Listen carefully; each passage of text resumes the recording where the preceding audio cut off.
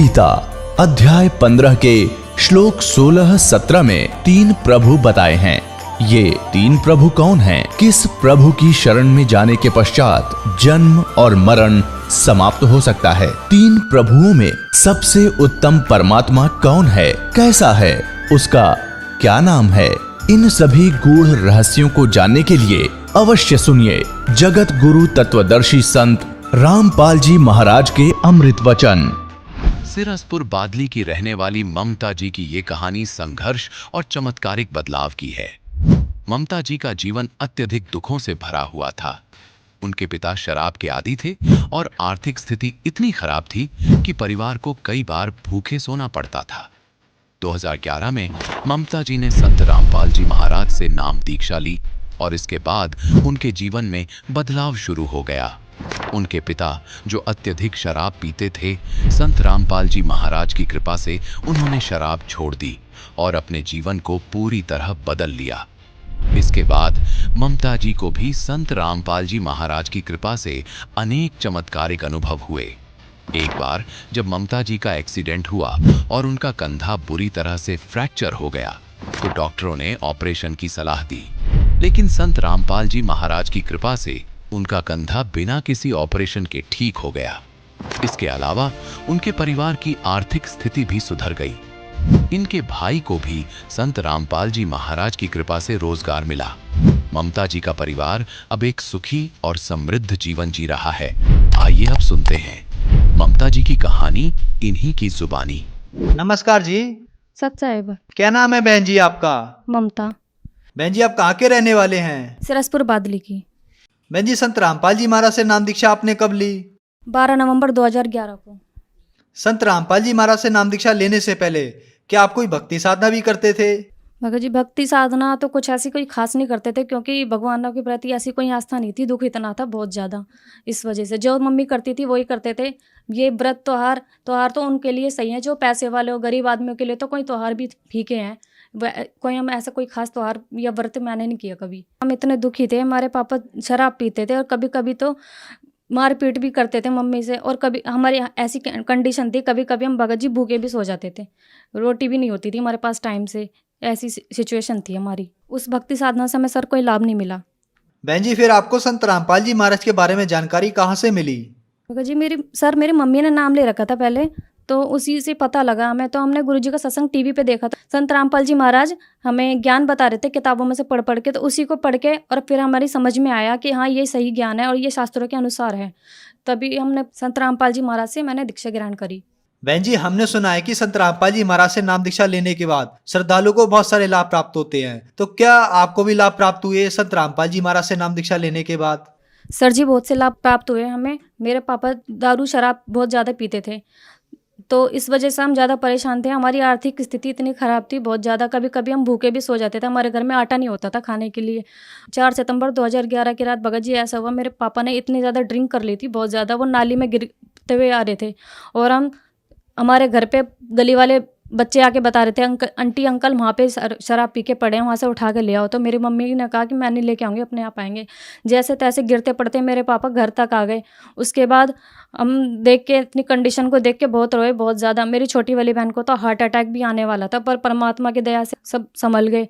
5 सितंबर 2011 की सुबह 10 बजे के टाइम एक आदमी हमारे घर के आसपास घूम रहा था, तो वो हमारे घर के आगे आके खड़ा हो गया। एक तो कंडीशन ऐसी थी और दुख भी इतना ज़्यादा हो रहा था कि मतलब ऐसा सीन देख लिया हमने रात को। तो वो सुबह आया और मेरी मम्मी से कह रहा कि आपके जो भगत जी हैं ना, वो आपके जो हस्बैंड है वो ज़्यादा पी लेते हैं। तो मेरी मम्मी ने गुस्से में आके बोला कि मतलब आपके पैसों से पिए क्या उन्होंने दारू? तो कहने लगे नहीं मेरे पैसों से तो नहीं पी, लेकिन ये सही बात नहीं है। और उस आदमी को हम जानते भी नहीं थे। वो तो संत रामपाल जी महाराज जी ही आए थे उस आदमी के रूप में। तो उन्होंने बोला कि आपने तो चाय की भी नहीं पूछी। तो सर हमने चाय बना के दे दी, तो एक बार तो उन्होंने चाय पी ली और वो बात करते रहे। पापा को भी बाहर बिठा लिया, तो पापा से उन्होंने सारी बात हंगवाई कि तुमने बताओ होटल पर रोटी खाई थी कि नहीं खाई थी? तो पापा ने बोला कि हाँ। और जब हमने पूछा था रात को, तो उन्होंने कहा कि नहीं मैंने रोटी नहीं खाई है, मैं भूखा हूँ। तो रात को फिर पापा के लिए खाना भी बनाया था रात को, पर पापा ने वो खाना खाया नहीं। फिर सुबह बताने लगे, फिर वो सारी बात मतलब जैसे जैसे वो पूछ रहा था आदमी, तो उसी टाइप से पापा बताने लगे। फिर संत रामपाल जी महाराज के रूप में जो वो आदमी आया था, वो बोला कि आप ये मत सोचना कि ये औरत अकेली, अगर आप आगे आगे से ठेके पे जाओगे, अगर आगे से ठेके पे गए तो मैं तुम्हारे साथ आऊँगा और घर पे आके बताऊँगा। तो फिर पापा को उसने बाहर जाके कुछ समझाया, बाहर अकेले में ले जाके कुछ समझाया। उसके बाद फिर पापा घर पे आ गए।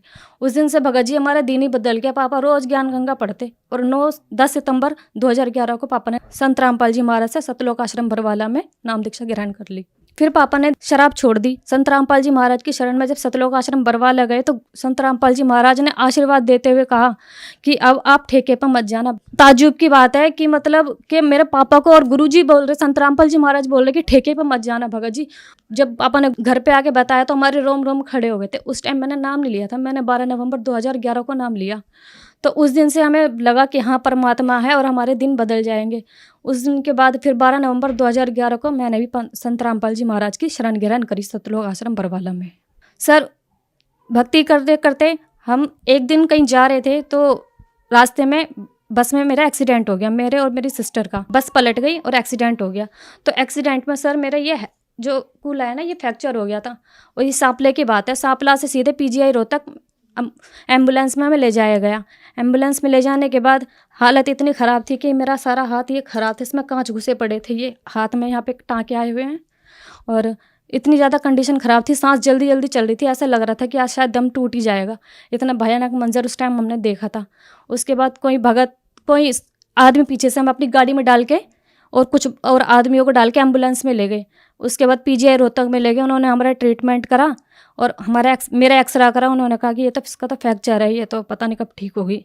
और ये सुन के मतलब डॉक्टर आपस में बात कर रहे थे, तो ये सुन के मतलब मैं रो पड़ी कि भगवान ये क्या हो गया, हम कैसे। एक तो मेरी मम्मी, हम तो इतने परेशान हैं, मतलब हमारी कंडीशन थोड़ी ऐसी थी उस टाइम भी।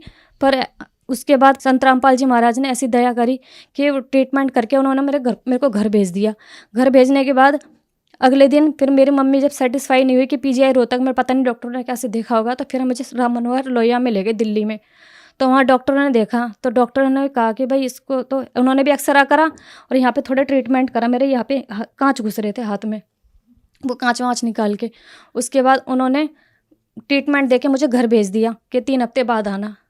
3 हफ्ते होने वाले थे तो सर मैं इतनी परेशान हो गई थी। एक दिन मैं खुद ही उठ के बेड पे बैठ गई। मैं कहा जो होगा देखा जाएगा, परमात्मा करेंगे।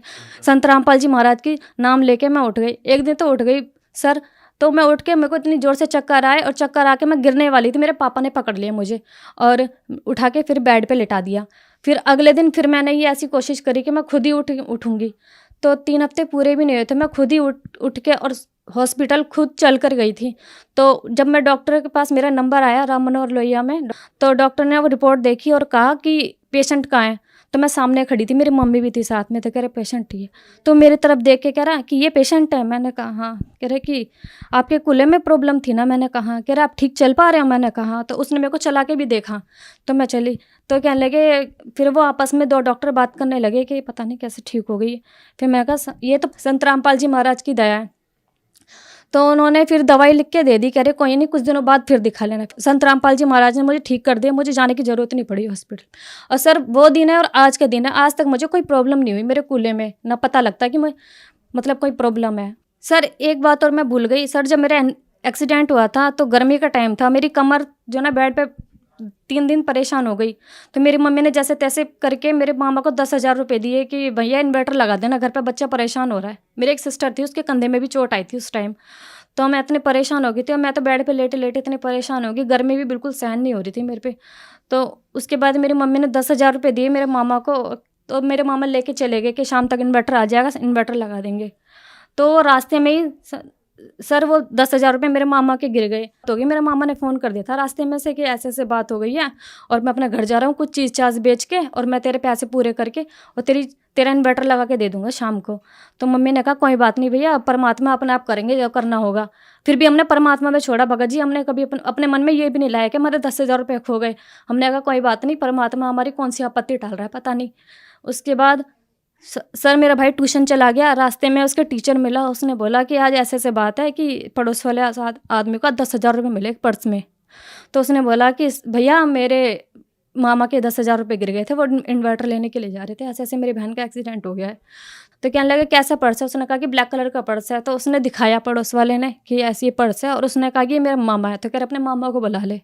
तो कुछ देर पीछे मेरे मामा जी आ जाते हैं। तो मेरे मामा जी ने बता दिया कि मेरे पर्स में इतने इतने पैसे हैं और इतने इतने मतलब चीज़ें। तो वो सारी बता दी, कह रहा हाँ आप सच बता रहे। तो वो 10,000 रुपये संत रामपाल जी महाराज की दया से मिल गए। नहीं तो भगत जी सर कोई भी आज पैसे देने वाला नहीं था। आज के ज़माने में सब इतने लालची हैं कि कोई पैसे बताने वाला है भी नहीं जो बताता। और सर उसके बाद यह लाभ हुआ कि संत रामपाल जी महाराज की शरण में आके 16 अक्टूबर सन 2016 को मेरी शादी हो गई, जिसमें ना कोई दहेज लिया गया, ना कोई बात लिया गया, बिल्कुल ना एक पैसे का लेन देन हुआ। उसके बाद में सर मेरे भगत जी मेरे हस्बैंड उनके पेट में दर्द हो गया। तो डॉक्टरों को दिखाया तो उन्होंने अपेंडिक्स की प्रॉब्लम बताई और बोला कि ऑपरेशन होगा। पर परमात्मा पे भरोसा था सर हमको। उसके बाद हमने गुरुजी संत रामपाल जी महाराज के पास प्रार्थना लगाई और बोला कि गुरुजी परमात्मा ऐसे ऐसे बात है। तो संत रामपाल जी महाराज ने बोला कि ऑपरेशन नहीं करवाना बेटा, ऐसे ठीक हो जाएगा। सर वो दिन है और आज का दिन है। संत रामपाल जी महाराज की कृपा से मेरा हस्बैंड बिल्कुल ठीक है। सर मेरी डिलीवरी भी बिल्कुल नॉर्मल ही हो गई। नहीं तो मेरे को ये टेंशन रहती थी कि मेरा ऑपरेशन ना हो। संत रामपाल जी महाराज की दया से मेरी 1 साल की बेटी भी है। उसके बाद में आर्थिक कंडीशन तो ऐसी थी हमारी कि टाइम पे स्कूल की फ़ीस जमा करने के लिए पैसे नहीं होते थे, कभी बिजली का बिल भरने के लिए पैसे नहीं होते थे, कभी खाने के लिए पैसे नहीं होते थे, कभी कभी तो सर हम भूखे भी सो जाते थे। ऐसे भी टाइम हमने देखा है। पर जिस दिन से हमने परमात्मा की शरण ग्रहण की है, संत रामपाल जी महाराज की शरण ग्रहण की है, उस दिन से संत रामपाल जी महाराज ने कभी हमें भूखा नहीं सोने दिया और परमात्मा ने हमारी आर्थिक स्थिति इतनी सही कर दी है, बहुत ज़्यादा। बहन जी जो समाज आज आपको देख रहा है, आप उन्हें क्या संदेश देना चाहेंगी? सर मैं संदेश तो क्या दे सकती हूँ, मैं तो करबद्ध प्रार्थना कर सकती हूँ कि आप संत रामपाल जी महाराज का ज्ञान सुने, किसी के कहने में ना आए। आप ज्ञान को, आज पढ़ा लिखा समाज है, ज्ञान को कंपेयर करके देख सकता है, अपने शास्त्रों को कंपेयर करके देख सकता है कि मतलब क्या कह रहे हैं। अगर कोई गलत जा रहा हो तो सही भी तो दिशा बता सकते हैं, पर दूसरों के कहने में ना आए।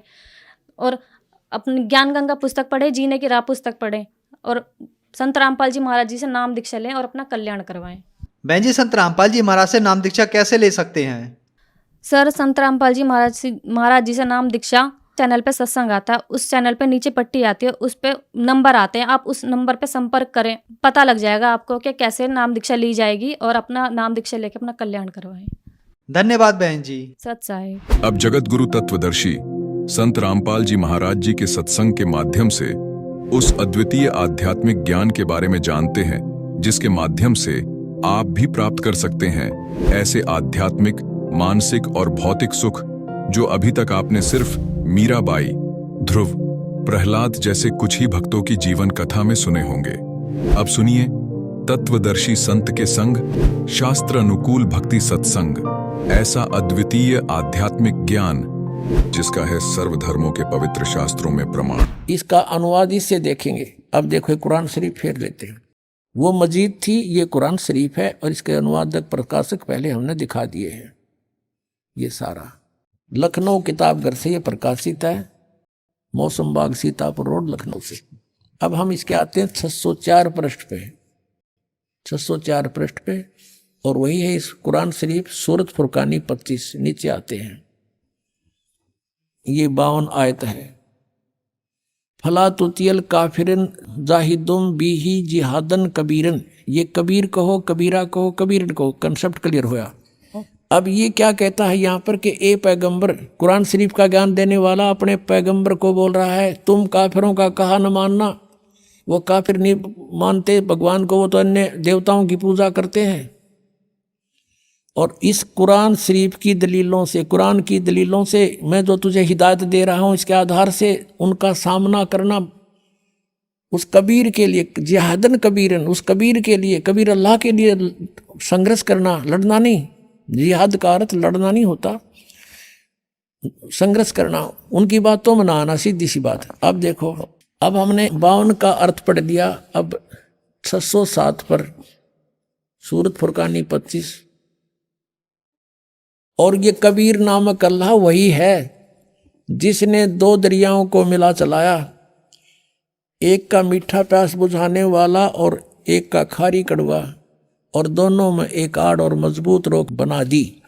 और वही है जिसने पानी की बूंद से आदमी को पैदा किया, फिर उसको साहिबे नसीब नसब यानी किसी का बेटा या बेटी, और ससुराल वाला यानी किसी का दामाद बहू बनाया। और तुम्हारा परवरदिगार हर चीज के करने में शक्तिमान है। और काफिर अल्लाह के सिवा ऐसों को पूजते हैं, देवताओं को, जो न उनको नफा पहुंचा सकते हैं और न उनको कोई नुकसान पहुंचा सकते हैं। और काफिर तो अपने परवरदिगार से यानी कबीर अल्लाह से मुंह मोड़े बैठे, पीठ दिए हुए हैं, मुंह मोड़े हैं।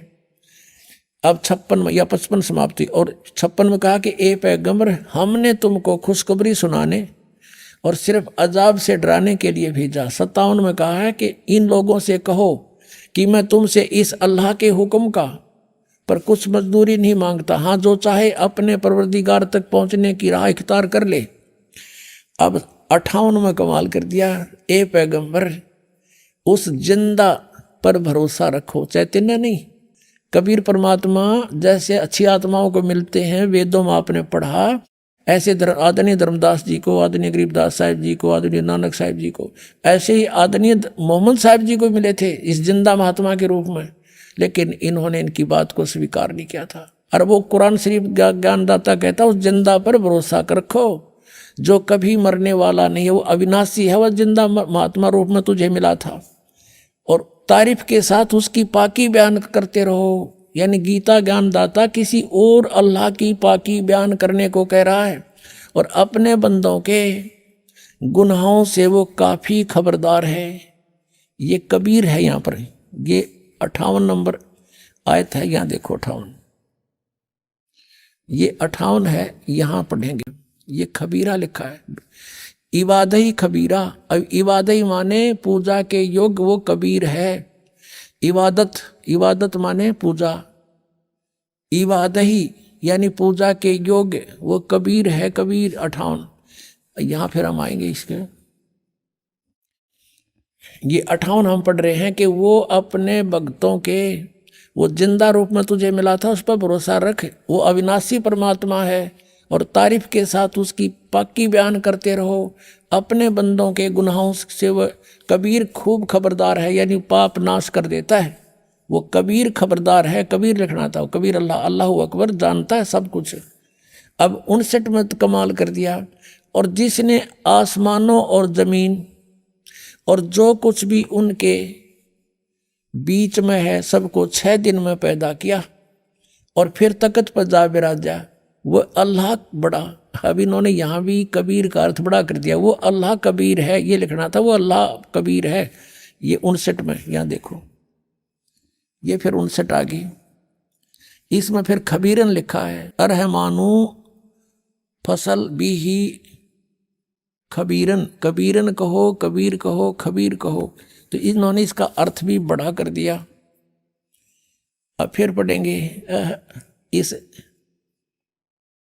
58 नंबर को, जिसने आसमानों और जमीन और जो कुछ उनके बीच में है सबको 6 दिन में पैदा किया। जो पवित्र बाइबल जो ज्ञान देता है 60% ज्ञान वही कुरान शरीफ में है। 6 दिन में पैदा किया, फिर तख्त पर जा बिराजा। वह अल्लाह बड़ा, वो अल्लाह कबीर, वो अल्लाह अकबर, वो अल्लाह कबीर है, वो भगवान कबीर बड़ा दयालु है, रहमान है।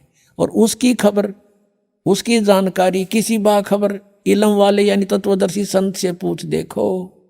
इससे सिद्ध हो गया कि कुरान शरीफ का ज्ञानदाता भी उस अल्लाह यानी बड़े भगवान, जिसको ये बड़ा कहते हुए मान ले, उसके बारे में अल्पज्ञ है, उसकी जानकारी नहीं रखता। उसके लिए स्पष्ट किया है कि वो साकार परमात्मा है, उसका नाम कबीर है। 6 दिन में सृष्टि रची और 7वें दिन तख्त पर जा बैठा तो वो विराजमान हुआ। तो एक देशीय है और साकार है, मनुष्य सदृश है, वो पवित्र बाइबल ने सिद्ध कर दिया। अब आज उन मुसलमान भाइयों का दावा भी गलत सिद्ध हुआ जो हिंदुओं को यूँ कहते थे ये देवताओं को पूजे, इनका मोक्ष नहीं हो सकता। तो वो भी अब काल के ही जाल में है, उनको भी सोचना पड़ेगा। हम एक पिता की संतान हैं। पुण्यात्मा, परमात्मा का पाना बहुत आसान है। ये विश्वास होना कि कौन परमात्मा है, वो क्या स्थिति में है, वो कैसी लीला करता है उसको पहचानना अनिवार्य है। और कौन सी वे ऑफ वर्शिप है, वो पूजा की विधि क्या है जिससे मोक्ष होगा, वो कौन है, कैसा है, उसका नाम क्या है, उसका प्रमाण क्या है। तो उसका प्रमाण सदग्रंथों में है। गीता जी अध्याय नंबर 16 के श्लोक नंबर 23 में कहा कि अर्जुन, जो शास्त्र विधि को त्याग कर मनमाना आचरण करते हैं उनको, उनकी न तो गति होती है यानी मोक्ष नहीं होता, ना उनको कोई सिद्धि प्राप्त होती है और न ही कोई सुख होता है, यूजलेस। 24वें श्लोक में 16वें अध्याय में कहा गीता जी में कि अर्जुन, इससे तेरे लिए अर्जुन शास्त्र ही प्रमाण है कर्तव्य और अकर्तव्य के लिए। कौन सी करनी चाहिए साधना, कौन सी ना करनी चाहिए। किसी के लोकवेद पर विश्वास ना करना। जैसे इन राधा स्वामी वालों का लोकवेद आपने दिखा दो तो हंसी आवे। इनको ये नहीं मालूम सतनाम खान का है कि पीण का, गाटा जोड़ रखा। सतनाम सार नाम भी वही है, सतनाम भी सार, सतनाम को कहते हैं सतपुरुष भी सतनाम, सार शब्द भी सतनाम, और सचखंड भी सतनाम, और सतपुरुष भी सतनाम। ये जाएंगे सतलोक है। थारा गजब भैया। अपने आत्माओं सृष्टि रचना सुनाने के लिए इतनी भूमिका बनाई थी ताकि आपका ये बात यकीन हो, विश्वास हो कि ये दास जो कह रहा है और परमात्मा ने जो कहा दास वही कह रहा है। एक तो आपने इस तत्व ज्ञान को समझने के लिए जो इस आश्रम में आते हैं, ये निरसंशय हो जाना कि ये दास जो शब्द बोलेगा वो 100% सत्य होंगे। फिर आपको समझण में आसानी हो जाएगी, इस मन का फतूर ना रहेगा। और ये विश्वास दिलाने के लिए कि दास जो बोल रहा है वो सारी साची है, ये प्रमाण दिखाता हूँ। इन प्रमाणों को समझने के बाद फिर आपको ये भी देख लेना कि कहीं कोई ना प्रमाण दिखा पावे दास, और जो शब्द बोलेगा वो प्रमाणित समझ लेना। तो बहुत शीघ्र समझ में आ जाएगी आपके भगवान की ये परिभाषा। अब ये जो सृष्टि रचना जो दास सुनाने चला था, अब बहुत शॉर्टकट में सुनाऊंगा, 5-4 मिनट में, समय अच्छा हो गया है।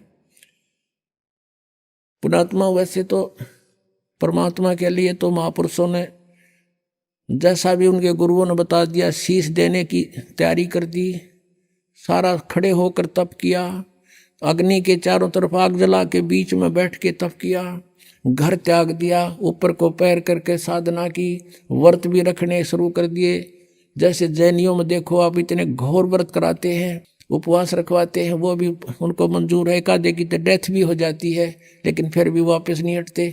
तो परमात्मा पाने के लिए हमने समय निकालना चाहिए। और ये कथा परमात्मा की सत्यनारायण कथा है, इसको सुनने से भी आत्मा प्रबल होती है, इससे चार्ज होती है। कुछ पाप इस ज्ञान यज्ञ से नाश होते हैं जो दास आपको सुना रहा है। और पहले हम क्या करते थे, जैसे जब ये ज्ञान नहीं था, पहले VCR चाले थे और एक VCR का एक नाइट का 100 रुपये चार्ज होता था। 3 कैसेट लिया करते, 3-3 घंटे की फिल्म, और शाम ने चालू कर दिया करते 8 बजे, और चाय बनवाए जाते और पिए जाते हैं, और नवाक पाड़े देखे जाते। भाई पूरे 100 रुपये पूरे कराएंगे, तीनों फिल्म चलाएंगे, 9 घंटे चलाते, और लेना एक न देना दो, बकवाद सारी। और यहाँ परमात्मा की कथा अगर 10-20 मिनट पहले ज़्यादा भी हो जा तो हौसले से कथा सुननी चाहिए भगवान की, क्योंकि ये अनमोल रतन आज तक किसी को प्राप्त नहीं हुआ। आप पर वर्षा करवाई भगवान ने। और पहले हम सांग देखने जाया करते गांव में, जो बैठ जाते वो बकवाद करें जाते, और हम रेत में बैठ जाते जहाँ गधे भी ना बैठे, और सुबह देखा करते ना यहाँ बैठे थे काल रात ने तेरे की, तो दिन में जब देखा भी ना जा उस रेत में बैठे थे और बकवाद सुना करते थे। और यहाँ सारी सुविधा दी भगवान ने अपने बच्चों को, और ये ज्ञान सुना रहे हैं। आपकी किस्मत का अंदाजा नहीं लगा सकते कितने पुण्य हैं आपके। लख बर सूरा जो जही लख बर सामत दे, लख बर यती जहान में जबकि तो सतगुरु शरणा ले। बहुत पुण्यकर्मी युगों युगों के तुम रहे हो। आज आपको यहाँ कोई भी कारण बना के से दुखी करके से सुखी करके लाए हैं भगवान। आप पर रहम किया उसने। आपके लिए जो दुख तुम्हें यहाँ लेकर आया वो दुख भी आपके लिए वरदान होगा कि इसके कारण आपको भगवान मिल गया। और दुख तो इसके दरबार में रहना ही को नहीं। जब विश्वास आपके दृढ़ हो गया तो सतलोक के अंदर परमात्मा ने एक शब्द में 16 द्वीप उत्पन्न किए, फिर 16 वचनों से एक एक पुत्र की उत्पत्ति की। उसके बाद परमात्मा ने उन 16 पुत्रों में से जिसका नाम अचिंत था उससे कहा कि अचिंत अब तू सृष्टि रच। उसको आदेश दिया ये दिखाने के लिए कि बालकों का काम नहीं सृष्टि रचना, समर्थ बिन कोई काम सफल नहीं होता। अचिंत ने क्या किया, अपनी वचन शक्ति से एक पुरुष उत्पन्न किया जिसको अक्षर पुरुष बोलते हैं। गीता जी अध्याय नंबर 15 के श्लोक 16 में 2 पुरुष कहे, सरपुरुष और अक्षर पुरुष। अब सरपुरुष और अक्षर पुरुष की उत्पत्ति बताई जा रही है कैसे हुई। अक्षर पुरुष की उत्पत्ति अचिंत ने अपने वचन से की, परमेश्वर के आदेश से। परमात्मा ने उसको इतनी शब्द शक्ति दे दी थी। अक्षर पुरुष जब उत्पन्न हो गया वो अपनी मनमर्जी से चल पड़ा। अचिंत ने कहा था मेरा सहयोग दे सृष्टि में, उसकी नहीं मानी। जा करके एक मान सरोवर है ऊपर अमृत जल से भरा हुआ, उसमें जाके छलांग लगाई नहाने के लिए और उसमें आनंद आया, सो गया। वहां श्वासों से शरीर नहीं है। अब वो सो गया था, अचिंत बैठा बैठा देखे, तब परमात्मा ने कहा कि बेटा समर्थ के बिना ये काम नहीं हो सकता और अब तू बैठ जा आसानी से। अब वहां गए परमात्मा ने, उस सत्य पुरुष ने, कबीर देव ने क्या किया, सरोवर से उसी जल से एक सरोवर से जल लिया, अपनी शक्ति से उसको एक अंडा बना दिया जैसे जादूगर बनाता है। उसको अंडे में एक आत्मा प्रवेश कर दी अपने वचन से। वो अंडा बहुत बड़ा था साइज में, वो गड़गड़ गड़गड़ करता हुआ नीचे को चला। उसकी अक्षर पुरुष की निंद्रा भंग होगी। अब कोई अधूरी निंद्रा में कोई जगा दे तो उसको बड़ा दुख सा होता है। इस दुख महसूस किया उसने, कोप किया और अंडे को कोप से देखा, क्रोध से। उस क्रोध से वो अंडा फट गया। उसमें से ये सरपुरुष यानी ज्योत निरंजन काल निकला एक मनुष्य रूप में। इन दोनों से कहा कि अक्षर पुरुष तुम निंद्रा में थे, आकाशवाणी की परमात्मा ने बाहर से, और तुम बाहर आओ, तुझे जगाने के लिए सब लीला की गई है, तू बाहर आओ। दोनों जने वो दोनों बाहर आ गए और उनसे कहा कि तुम अचिंत के द्वीप में रहो, तीनों एक द्वीप में। वो तीनों दोनों वो चले गए, एक अचिंत हो गया। अब कुछ दिनों के बाद ये सरपुरुष ज्योति निरंजन कहो, सरपुरुष कहो और अक्षर पुरुष कहो, चाहे परब्रह्म कहो, ये दोनों अचिंत के लोक में रहने लगे। कुछ दिनों के बाद इस सरपुरुष यानी ज्योति निरंजन कहो, इसे काल कहो, काल आगे जाके ही बनेगा। तो इस सरपुरुष ने सोचा हम तीन तो एक द्वीप में और अन्य हमारे भाई एक एक द्वीप में। उसके बाद परमात्मा ने क्या किया, हम सबकी उत्पत्ति कर दी। जितने आज हम यहाँ कीड़ी कुंजर हाथी मनुष्य राजा देव देवता जो भी हैं सभी की उत्पत्ति करके और सतलोक में सबको अलग अलग स्थान द्वीप दे दिए थे कि तुम रहो ठाठ से। तो इसको ये चिंता होगी, दुख हुआ, ईर्षा हुई कि हम तो तीनों एक लोक में, सारे सब अब अपने अलग अलग स्वतंत्र रह रहे हैं। तो इसने तप करना शुरू किया। 70 युग जब तप किया, प्रभु ने पूछा तू क्या चाहता है। परमेश्वर ने पूछा तू क्या चाहता है। इसने कहा कि हे पिता, हे परम पिता, मेरे लिए स्थान कम है, मुझे अलग से कोई स्थान दे दो। तो परमेश्वर ने इसको 21 ब्रह्मांड दे दिए। जैसे कोई धनी पिता अपने पुत्र को 21 प्लाट दे दे, अगले 21 प्लाट। वहाँ ये गया, रहने लगा। इसने देखा लेकिन वहाँ खाली पड़ा था, इसलिए सोचा कुछ कंस्ट्रक्शन हो। इसने 70 युग तब फिर किया।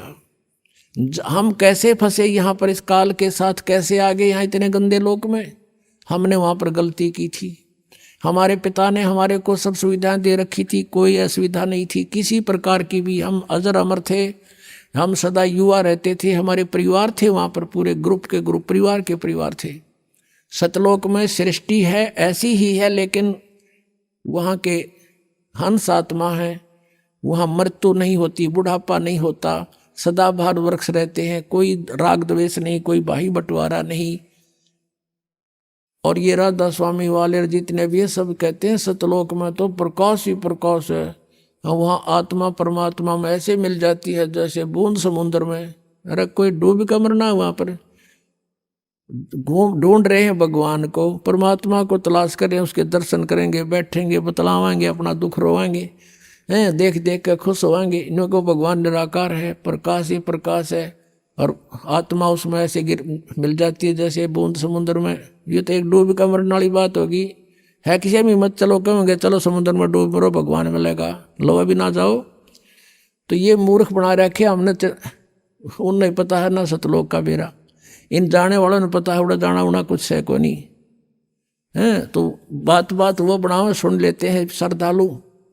तो वहाँ पर सृष्टि है, एज इट इज है, भगवान मनुष्य दृश्य है, उसके एक रोमकूप में करोड़ सूर्य मिला दे, करोड़ चंद्रमा, इतनी रोशनी उस मालिक के वहाँ के रूप में।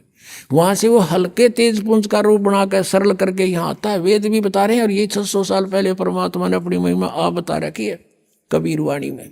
तो वहाँ से वो परमात्मा ने आके खुद बता। तो हम अपने भगवान को छोड़ के, जिसने हमारे को सारा सुख दे रखा था, हम इस पर आसक्त हो गए। यूँ खड़ा होगा तब कर रहा था, और यूँ देखो देखो हो इतने वर्ष खड़ा रहा, हो बड़ा कमाल कर दिया। अब हमारे ये बीमारी वहाँ से लगी थी बुराई, जैसे अब है एक हीरो या हीरोइन, अभिनेता अभिनेत्री अपने पेट के लिए नाचा कूदी उछलम कूदम मेकअप करते, और हम उन पर आसक्त होते हैं। यहाँ एक बरुवाला में या हिसार में कोई एक्टर आ जा, नेता अभिनेता आ जाए, और देखो नौजवान लड़के और लड़कियों की लाइन लग जाएगी, हजारों की संख्या में इकट्ठे हो जाएंगे, और दूर तो देखेंगे वो खड़ा वो खड़ी, सारे दिन धक्के खा के नो के न्यू आ जाएंगे। बताओ वो खड़े तर वो खड़ी, तो उन्हें क्या मिल गया? वो अपने पेट के लिए भटक रहे हैं, और हम उसको देख कर आसक्त हो रहे हैं, और कहते हैं मेरा फेवरेट वो है ये हीरो, फेवरेट। इन फेवरेट न मार दिया हम, यूँ हमारा फेवरेट हीरो हो गया वहाँ पर सतलोक में। और परमात्मा ने आकाशवाणी की कि बच्चों तुम इसने ना देखो, मस्त रहो, भक्ति करो, चैन से रहो, इसका कर्म ठीक नहीं है। ये परमात्मा ने इसको मना किया था, पर इसने ये माना नहीं। और हमें भी मना किया था कि इसकी तरफ ना ध्यान दो, तुम मस्त रहो, लेकिन हम ऊपर से तो सावधान हो गए, पर अंदर से कसक नहीं गई, इसके प्रति कति फिट हो गया, आकर्षित हो गए, अंदर से कसक बन गई जबरदस्त। वो तो अंतर्यामी सारी जानते हैं।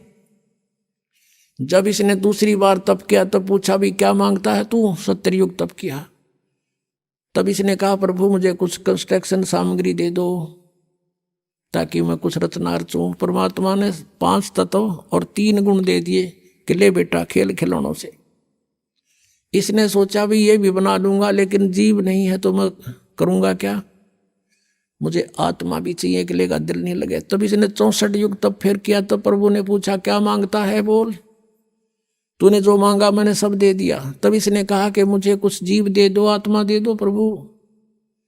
अब परमेश्वर ने कहा कि भाई ये आत्मा नहीं दे सकता तुझे किसी भी सूरत में। हाँ तुझे और प्लाट चाहिए और दे दूंगा, ब्रह्मांड 5, 7, 10 चाहिए, ये नहीं दे सकता, क्योंकि ये मेरी आत्मा है, मेरे वचन से उत्पन्न हुई है, मेरी हृदय है, ये मेरी आत्मा है, ये नहीं दे सकता तुझे। लेकिन एक शर्त है, यदि कोई स्वयं तेरी सब इच्छा से जाना चाहता है तो जा सकता है, जा पूछ ले। तो हमारे पास आया, जितने हम यहाँ फंसे हुए हैं, हमसे पूछा क्या मेरे साथ तुम चलोगे? अलग से मैंने तप करके अलग से राज्य प्राप्त किया है, वहाँ ऐसे रहेंगे, ऐसे देव बनाऊंगा, महादेव बनाऊंगा, हैं दूधों की नदी बहाऊंगा। अब वहाँ कोई कमी थी हमने, लेकिन बुद्धि भ्रष्ट होगी। हम बोले ठीक है पिताजी आज्ञा दे देंगे तो हम चल पड़ेंगे। अब उसने परमेश्वर कबीर देव से कहा काल ने कि पिताजी कुछ आत्माएं मेरे साथ जाने को एग्री हैं। परमेश्वर ने कहा कि मेरे सामने स्वीकृति दिला दो। परमेश्वर आए वहाँ से स्वयं और हमारे पास आकर खड़े हो गए। परमेश्वर ने कहा कि बोलो भाई कौन जाना चाहता है इसके साथ, हाथ खड़ा करो। अब परमात्मा ने पहले तो हमें मना किया था कि इस पर आसक्त मत हो, हम शर्मिंदे हो गए, नीचे को मुंह कर लिया, कोई नहीं बोला, सन्नाटा छा गया। तब परमेश्वर ने कहा कि रे तो आप तो कह रहे, तू तो कह रहा था ये बहुत कुछ मेरे साथ जाने वाले हैं, ये तो कोई बोलता ही नहीं, झूठ बोलता था तू। इतने में एक आत्मा ने सोचा कहीं बात ना बिगड़ जाए, हिम्मत सी करके खड़ा हो गया। खड़ा होकर कहा कि प्रभु मैं जाना चाहता हूं इसके साथ। अब पीछे फिर हमने सोचे कि ये कलाई लूट जा लूट, फिर तो हम देखा जैसे बच्चे स्कूल में एक हाथ खड़ा कर ले, सारे कर लिया अगर नो नो नो, तो हम सब खड़े हो गए और दोनों हाथ कर दिए, हम भी जाना चाहते, हम भी जाना चाहते। परमेश्वर ने कहा भाई ठीक है, मैंने इनके नंबर नोट कर लिए इन आत्माओं के, किस किस ने स्वीकृति दी है, और आप अपने लोक में जा। इनको मैं विधि से भेजूंगा, एज इट इज नहीं भेज सकता। तो क्या किया परमात्मा ने, हमें बीज रूप बनाया सूक्ष्म, और जिसने सबसे पहले काल के साथ आने की स्वीकृति दी थी उसको एक लड़की का रूप बना दिया, युवा लड़की, युवती, खूबसूरत लड़की बना दिया, जो आगे चल के दुर्गा कल आई। और उसके अंदर हम सब आत्माओं को फीड कर दिया अपने वचन से, और उससे कहा कि बेटी मैंने तुझे शब्द शक्ति दे दी है, परमेश्वर कबीर देव जी ने कहा। और जितने जीव ये ब्रह्म कहे, सरपुरुष कहे, उतने तो उत्पन्न कर देना, तेरे वचन में शक्ति दे दी, तू वचन से भी उत्पन्न कर सकती है। अपने पुत्र सहजदास से कहा कि पुत्र जा अपनी बहन को ज्योत निरंजन के पास छोड़ के आ, सरपुरुष के पास। उसके ब्रह्मांड, ये सभी ब्रह्मांड वहीं थे सतलोक के अंदर। ये वहां खड़ा था, सहजदास उस लड़की को लेकर गया, प्रकृति को, दुर्गा को, और वहां जाकर कहा कि ले पिताजी का आदेश है, ज्योत निरंजन जितनी भी आत्माओं ने तेरे साथ आने की स्वीकृति दी थी उन सबको इसके अंदर फीड कर दिया, भगवान ने भर दिया, और इसको वचन शक्ति दे दी है, जितने जीव तू कहेगा ये वचन से बना दिया करेगी। और ऐसा कहकर सहजदास वापस आ गया। अब ज्योत निरंजन ने देखा, इस ब्रह्म ने, सरपुरुष ने, युवा लड़की, अपनी आत्माओं, ये यहाँ बलात्कार और ये बकवादें जो हैं ये हमारे अंदर, इस मन वहीं से घर कर गई थी इस काल में, ये मन रूप में सबके अंदर विद्यमान हो गया, इसने ऐसा एलिमेंट छोड़ दिया हमारे अंदर, इसके अंदर ये दोष आ गया। एकांत में अकेली युवती को देखकर इसने उसके साथ जुल्म करना चाहा, लड़की भी भांप गई इसके इरादे को, और कहा कि ज्योत निरंजन बात सुन, तू मेरा बड़ा भाई, तू मेरे से पहले उत्पन्न हुआ, अंडे से परमात्मा का ही उत्पन्न किया हुआ है, और उसी से मेरा जन्म हुआ। तू मेरा बड़ा भाई, मैं तेरी छोटी बहन, बहन भाई का यो क्रम अच्छा नहीं होता, तू जुल्म ना करे। पिताजी ने मुझे शब्द शक्ति दे रखी है, वचन शक्ति, जितने जीव कहेगा मैं बना दूंगी। इसने एक नहीं सुनी, हद से आगे बढ़ गया।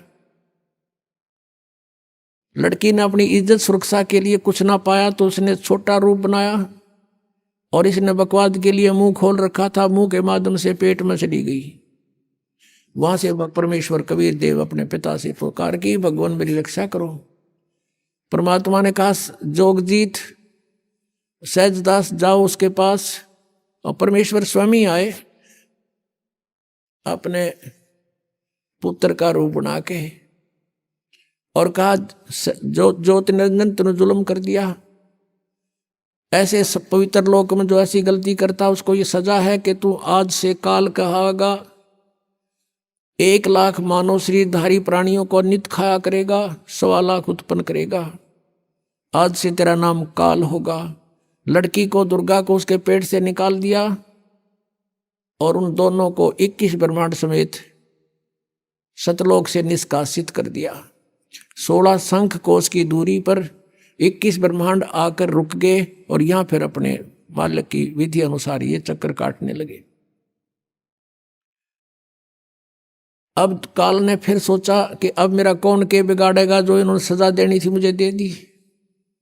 दुर्गा के साथ फिर दुर्व्यवहार शुरू किया। इसने फिर प्रार्थना की कि ज्योति निरंजन, पहले तो तू मेरा बड़ा भाई, मैं तेरी छोटी बहन, दूसरे मैं तेरे पेट से बाहर आई हूं, तेरी बेटी होगी। यानी इसने अपनी इज्जत बचाने के लिए सब कुछ कह दिया, पर इसका कोई असर नहीं हुआ। परमात्मा ने देखना था कि ये कितना बकवाद कर सकता है, और लड़की को प्रजनन इंद्री भी अपनी तरफ से नहीं लगाई थी। इसने अपनी सिद्धि शक्ति से नाखूनों से प्रजनन इंद्री बनाई और दुर्गा के साथ विलास किया। 3 पुत्रों की उत्पत्ति की। बड़े का नाम ब्रह्मा, दूसरे का विष्णु, तीसरे का शिव हुआ। अब मैं तुमसे कहूं चिताई, त्रिदेवन की उत्पत्ति भाई। ज्ञानी सुने सो हृदय लगाई, मूर्ख सुने तो गम ना पाई। माष्टंगी पिता निरंजन, ये जमदारुण वंशन अंजन। पहले कीन निरंजन राई, पीछे से माया उपजाई। माया रूप देख अति शोभा, देव निरंजन तन मन लोभा।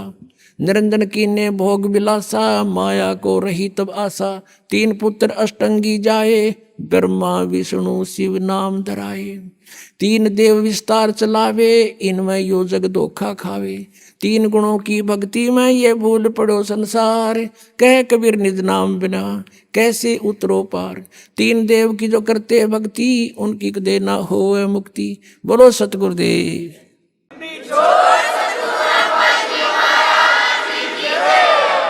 परम पिता परमात्मा पूर्ण ब्रह्म सर्व सृष्टि रचनहार कबीर देव कबीर साहिब, ये हम सभी आत्माओं के पिता हैं, हमारे जनक हैं, ये हमारे हितैषी हैं, हमदर्द हैं। और हम जिस लोक में रह रहे हैं ये अपना मूल ठिकाना नहीं है। हम यहाँ के वासी नहीं हैं, यहाँ हम सुखी नहीं हो सकते। और जिन आधारों को हम सुख मान रहे हैं, निसंतान सोचता है मुझे संतान हो जावे मैं सुखी हो जाऊंगा। निर्धन सोचता है मैं धनवान हो जाऊं सुख होगा। धनवान को सुख सपने में भी नहीं होता। धनवान सोचता है राजा लोग सुखी होंगे। राजा सोचते हैं कि स्वर्ग के देवता सुखी होंगे। देवता सोचते हैं कि इंद्र स्वर्ग का राजा सुखी होगा। इंद्र सोचता है ब्रह्मा विष्णु महेश सुखी होंगे।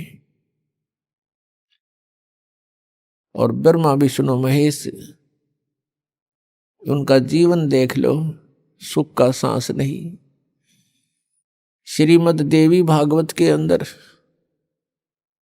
स्वयं भगवान विष्णु ब्रह्मा जी से कह रहे हैं, ब्रह्मा जी पूछ रहे हैं कि आप तो सर्वेश्वर हो, आप भी ध्यान क्यों लगाए बैठे हो, किसका ध्यान करते हो, किस देवता की पूजा करते हो।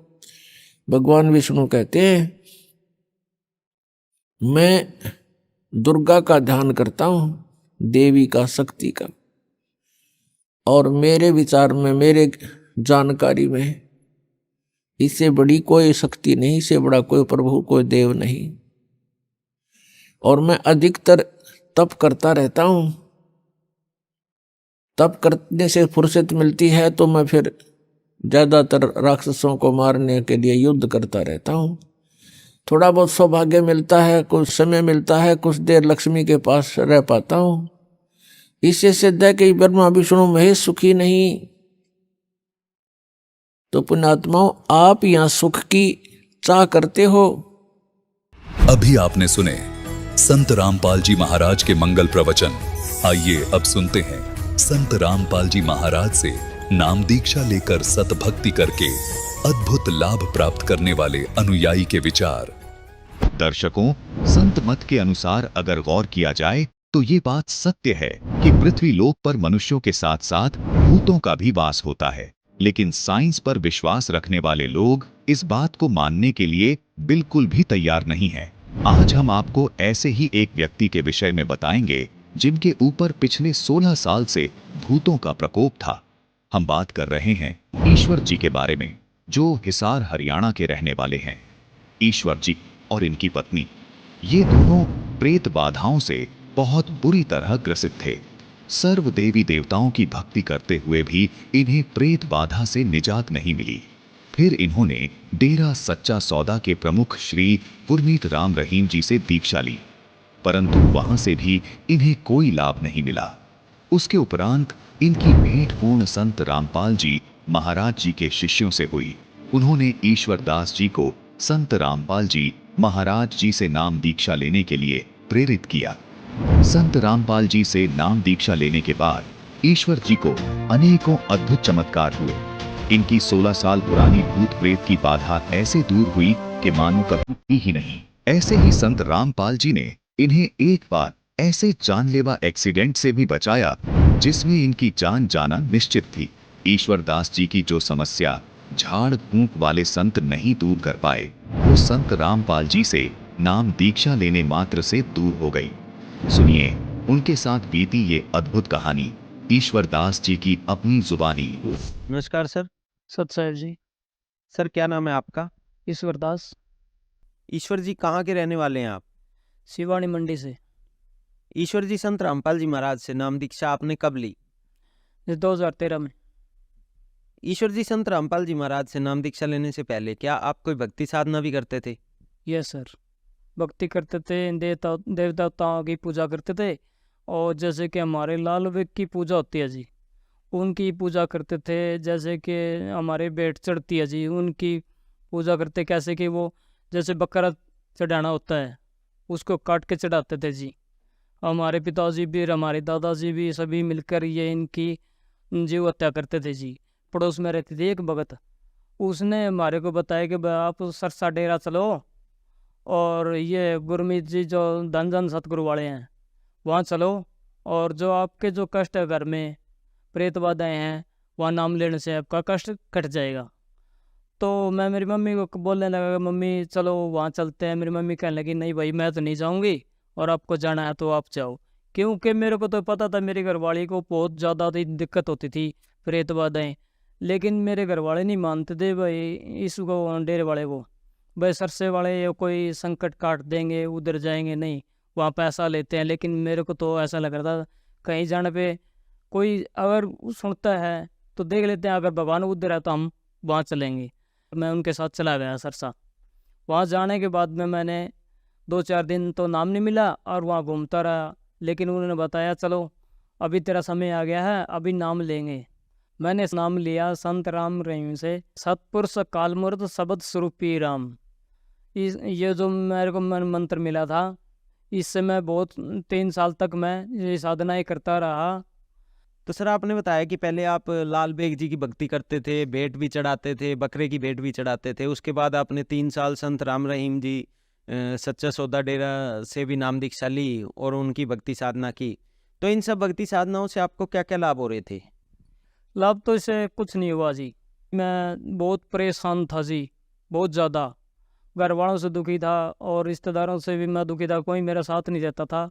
और उधर मैं डेरा में तो मैं ऐसे ही गया था कि मैं भाई कोई ना कोई मेरे को सहारा मिलेगा, अगर किसी के शरण में जाएंगे तो कुछ ना कुछ फ़ायदा हुआ।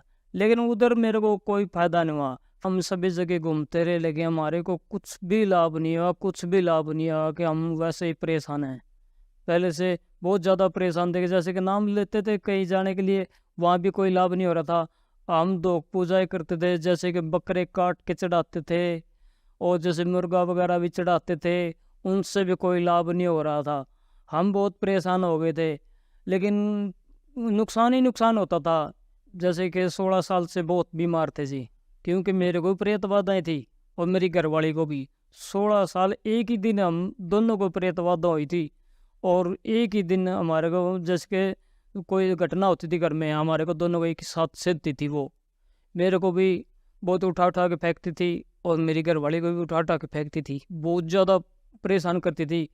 एक बार मेरी घरवाली के पेट में बच्चा था और उसने ऐसे खाट से उठाया, हवा के अंदर उठा दिया, कम से कम 5-10 मिनट ऊपर हवा के अंदर रही और फेंक फेंक के मारती थी बहुत ज़्यादा।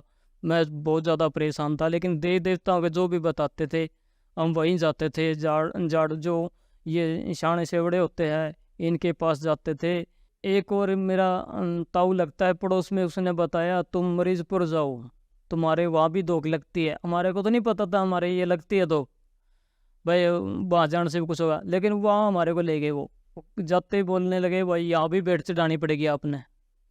हमने वहाँ भी भेंट चढ़ा दी, लेकिन वहाँ भी कुछ लाभ नहीं हुआ।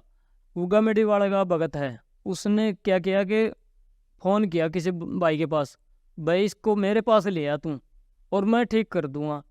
मैंने सोचा भाई चल ठीक है। उसने मेरे पास फ़ोन मिलाया और मैं उसके कहने पे उसके साथ चला गया तो उधर वो कुछ नहीं करता था, जैसे चिमटे चमटे रखता था, बस चिमटा से डालना पड़ेगा और ये करना पड़ेगा। मैं बोला भाई देख मेरे को तो विश्वास है नहीं, अगर आपको विश्वास है तो मैं ठीक है आपके साथ चलूँगा। लेकिन मैंने ना नहीं उसके ऊपर तो विश्वास कर लिया, लेकिन मेरे अंदर विश्वास नहीं था वो वहाँ ठीक हो जाएगी। मैं उसको लेके चला गया, 5 दिन 6 दिन का टाइम दिया उसने मेरे को, लेकिन वहाँ भी कुछ लाभ नहीं आया, वहाँ से भी मैं आ गया। भूत प्रेतों ने हमारे को बहुत सताया जी, बहुत परेशान हो गए थे हमारे को, फिर आगे कोई लाभ नहीं आया, हमने भगवान से वह विश्वास ही तोड़ दिया था। तो सर आपने बताया कि जो आप पहले भक्ति साधनाएं करते थे, सिरसा डेरे से भी आपने 3 साल तक धन सतगुरु से नाम दीक्षा लेके रखी, लेकिन आपकी भूत प्रेत की बाधा जो थी उसने आपको और आपकी पत्नी को बहुत परेशान कर रखा था। तो फिर संत रामपाल जी महाराज की जानकारी आपको कैसे हुई? सर संत रामपाल जी महाराज की जानकारी ऐसे हुई कि हमारे पड़ोस में भी 1-2 भगत थे और मेरा भाई जुड़ा हुआ था। उन्होंने मेरे को बताया कि भाई आप इतने परेशान हो और सभी जगह जालिए, झाड़ फूक वालों के पास भी जालिए, सरसा से जुड़े हुए थे, वहाँ भी लाभ नहीं है। आप ऐसे करोगे, वे परमात्मा आए हुए हैं संत रामपाल जी महाराज के चोले में, कबीर साहिब जी, और बरवाड़ा में हैं, आप चलो बरवाड़ा में और उधर नाम ले लो परमात्मा से, वही आपका दुख काट सकते हैं, इस धरती पे और दुख काटने वाला है नहीं। मैं बोला यार वहाँ क्या जाएंगे, सभी जगह घूम लिया, अब वहाँ तारे बरवाड़ा तो हमारे नज़दीक है, लेकिन वहाँ हमें आज तक नहीं पता इस चीज़ का। आप ये बता रहे कि बरवाड़े में भगवान है, मैंने उनके ऊपर विश्वास नहीं किया, फिर भी मैंने उनको अनसुना करके छोड़ दिया। मैंने कहना यार आप तो दिमाग ख़राब कर रहे हो, आप चले जाओ यहाँ से, मैंने उनको धमका दिया था। और धमकाने के बाद वो भगत जी सत्साहिब करके चला गया। कहला कोई बात नहीं भाई, वो मालिक के ऊपर देख लेना, फिर भी कुछ ना कुछ विचार लगाना, उन्होंने मेरे को यही बोला। मैं सोचा धमकाने के बाद में भी ये भगत मेरे को अच्छी बोल के गया, गलत नहीं बोला। और मैं परेशान हो गया जी। रात को सोने का टाइम था, उस टाइम मैं घरवाली को बोलने लगा, भाई एक जो अपना पड़ोसी है संजय दास, वो ऐसे से बोला था कि बरवाड़ा में भगवान आया हुआ है। वो मेरे को कहने लगी भाई देख ले, अगर जब तेरे को कुछ फ़ायदा होता तो तू जाके देख ले, इतनी जगह गया है तो उधर भी चला जा। तो मैं घरवाली को भी धमकाने लगा, ऐसे ऐसे बोलते हैं, वो कहाँ से महाराज हो गए, वो है और वो। मैं उसको गलत बोलता था, गाली भी देता था मैं। एक दिन संत रामपाल जी महाराज को मैंने हृदय से गाली निकाल दी, भाई इन भक्तों को भेज देते हो मेरे पास।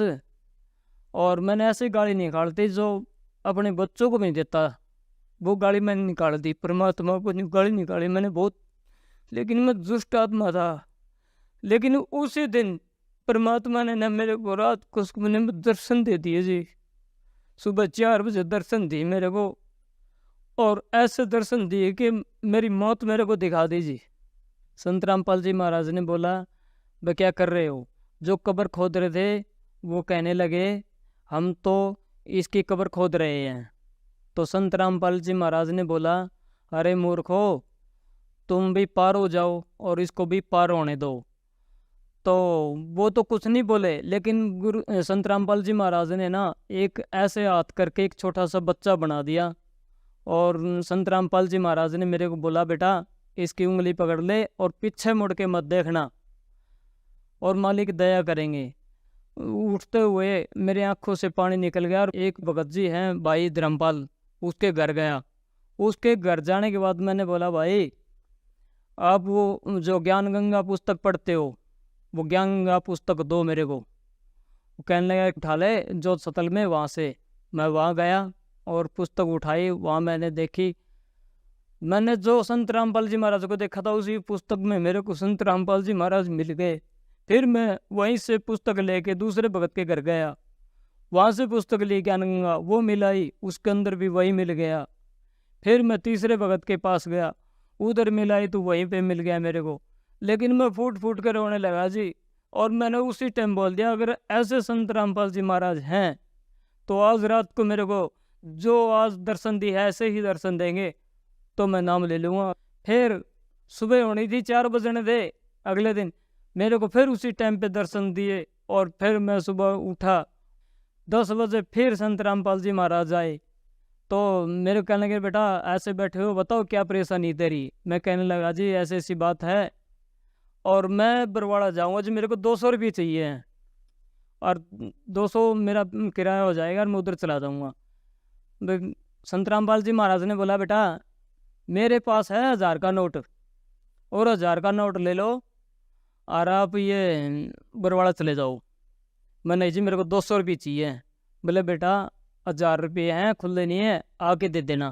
मैं बोला ठीक है जी। संत रामपाल जी महाराज ने मेरे को 1000 रुपये दिए और बरवाड़ा जाके मैंने संत रामपाल जी महाराज से दीक्षा ली जी। संत रामपाल जी महाराज से नाम दीक्षा लेने के बाद क्या आपको कोई लाभ भी प्राप्त हुए? जैसे हमने संत रामपाल जी महाराज के परमात्मा से नाम जो लिया, उसके नाम लेने ही के बाद ही हमारी प्रेत बाधाएं दूर हुई। और दूसरा लाभ ये है जी, एक बार मेरा एक्सीडेंट होना था। एक्सीडेंट ऐसा होना था, मेरे भाई मोटरसाइकिल लेके आया था नया, वो कहने लगा भाई तू इसको 2-3 दिन चला, ये खुल जाएगा और आराम से फिर चलाएंगे इसको, तू ले जा। उसी दिन मैं ले गया जिस दिन लेके आए थे इमरजेंसी से। और हमारे बाईपास बन रहा था, बाईपास पे एकदम अचानक बस आ गई मेरे सामने और मेरे को दिखाई नहीं दी। मैं, परमात्मा ने ऐसे उठाया कि मेरा बाइक उठा के और साइड में रख दिया। और एक लाभ मेरा ये है कि मैं बाहर गया हुआ था, उधर से आया तो ही घरवाली बोलने लगी आप तो गर्मी में पंखों के नीचे रहते हो और मेरे को वो ऐसे ही छोड़ दिया, हमारे को भी गर्मी लगती है, पंखा लगाओ। पंखा घर पे पड़ा था, मैंने वो पंखा लगाने के लिए बेड के ऊपर मेज़ रखा, मेज़ के ऊपर कुर्सी, उसके ऊपर खड़ा होके और मैं उस पंखे को लगाने लगा। कुर्सी फिसल गई, फिसलने से खाट का पागा था उसके ऊपर जा गिरा मैं, वहाँ गिरने से मेरी नस फट गई जी। तो उसी टाइम मेरे घर वाले उठा के ले गए। तो डॉक्टर ने मेरे को जवाब दे दिया था, भाई ये बंदा नहीं बचेगा, यहाँ से ले जाओ इसको, यहाँ नहीं बचेगा, इसको कहीं और जगह दिखाओ। वहाँ भी जवाब दिया, फिर जिंदल में ले गए, जिंदल में भी जवाब दे दिया, उधर भी कुछ वो ठीक नहीं हुआ, घर वाले वहाँ से भी ले गए। फिर उन्होंने मेरे को रेफर कर दिया भिवानी को, भिवानी भी उन्होंने मेरे को जवाब दे दिया। फिर संत रामपाल जी महाराज को हमने प्रार्थना लगाई। प्रार्थना में जैसे कि आई हमारे परमात्मा दया करेंगे, और थोड़ी देर के बाद में डॉक्टर का फ़ोन आया हमारे पास, भाई आप है ना इसको भाई ले आओ और देखते हैं, इसको दोबारा चेक करेंगे। तो संत रामपाल जी महाराज ने ऐसे दया करी के 6 घंटे का डॉक्टर ने टाइम मांगा था हमारे को, भाई 6 घंटे दो, 6 घंटे बाद में पता चलेगा इसके क्या दिक्कत है क्या नहीं, 6 घंटे बाद में ही पता चलेगा। और वो चेक करने लगे, चेक करके वो डॉक्टर बाहर आए, कहने लगे भाई कोई बात नहीं, हो जाएगा ठीक। ये मालिक ने दया करी के 6 घंटों में ही परमात्मा ने संत रामपाल जी महाराज ने मेरे शरीर में 12.5 ग्राम खून, जो मशीन ये बता रही थी कि इसके शरीर में 0 खून है, संत रामपाल जी महाराज ने उसी मशीन से ही चेक करवाया और मेरे अंदर 12.5 ग्राम खून दिखा दिया मशीनों ने। भाई ये संत रामपाल जी महाराज की दया से था, मेरे को जीवन दान मिला है संत रामपाल जी महाराज की दया से। तो सर आपने बताया कि संत रामपाल जी महाराज से नाम दीक्षा लेने के बाद आपकी जो 16 साल की भूत प्रेत की बाधा थी वो दूर हो गई, आपकी पत्नी की भी प्रेत बाधा जो थी वो दूर हो गई। इसके अलावा आपको संत रामपाल जी महाराज ने जीवन दान भी दिया। तो जो श्रद्धालु आज आपको देख रहे हैं, आप उन्हें क्या संदेश देना चाहते हैं? मेरा तो एक ही संदेश है जी, यही देना चाहता हूँ कि संत रामपाल जी महाराज के चोले में कबीर साहिब जी आए हुए हैं, उनकी शरण में आओ और अपना कल्याण करवाओ। धन्यवाद सर। सत साहिब जी।